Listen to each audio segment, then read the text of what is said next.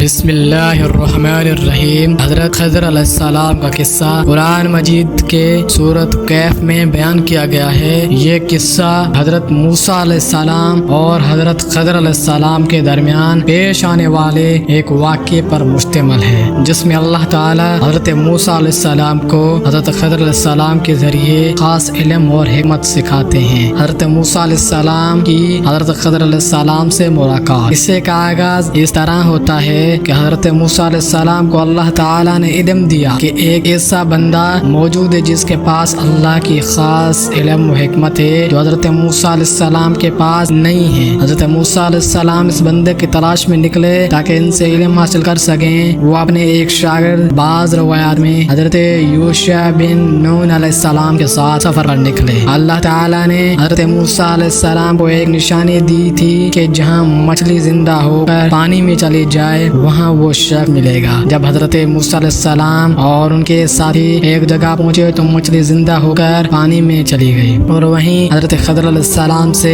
ان کی ملاقات ہوئی۔ حضرت موسیٰ علیہ السلام نے حضرت خضر علیہ السلام سے درخواست کی کہ وہ ان کے ساتھ رہیں اور ان سے علم حاصل کریں۔ حضرت خضر علیہ السلام نے کہا کہ آپ صبر نہیں کر پائیں گے، کیونکہ جو چیزیں میں کروں گا ان کی حقیقت آپ نہیں جان سکیں گے۔ حضرت موسیٰ علیہ السلام نے وعدہ کیا کہ وہ صبر کریں گے۔ حضرت خضر علیہ السلام کے ساتھ سفر کے دوران تین اہم واقعات پیش آئے۔ کشتی کا واقعہ، حضرت خضر علیہ السلام اور حضرت موسیٰ علیہ السلام ایک کشتی میں سوار ہوئے۔ سفر کے دوران حضرت خضر علیہ السلام نے کشتی میں سوراخ کر دیا۔ حضرت موسیٰ علیہ السلام نے اس پر اعتراض کیا کہ یہ تو ایک بری بات ہے، کیونکہ اس سے کشتی ڈوب سکی ہے اور لوگوں کو نقصان ہو سکتا ہے۔ حضرت خضر علیہ السلام نے کہا کہ میں نے کہا تھا کہ آپ صبر نہیں کر پائیں گے۔ دوسرا واقعہ، لڑکی کا قتل۔ اس کے بعد حضرت خضر علیہ السلام نے ایک نوجوان لڑکے کو قتل کر دیا۔ حضرت موسیٰ علیہ السلام نے پھر اعتراض کیا کہ آپ نے ایک بے گناہ شخص کو قتل کر دیا، جو کہ ایک بڑا جرم ہے۔ حضرت خضر علیہ السلام نے پھر کہا کہ میں نے کہا تھا کہ آپ صبر نہیں کر پائیں گے۔ تیسرا واقعہ، دیوار کی تعمیر۔ آخر میں حضرت خضر علیہ السلام اور حضرت موسیٰ علیہ السلام ایک بستی میں پہنچے جہاں لوگوں نے ان کو کھانا دینے سے انکار کر دیا۔ اس کے باوجود حضرت خضر علیہ السلام نے وہاں ایک گرنے والی دیوار کو سیدھا کر دیا۔ حضرت موسیٰ علیہ السلام نے پوچھا کہ آپ نے لوگوں کے لیے یہ کام مفت میں کیوں کیا جو آپ کو کھانا بھی نہیں دے رہے تھے؟ حضرت خضر علیہ السلام نے کہا کہ اب ہمارے درمیان جدائی ہے، لیکن میں آپ کو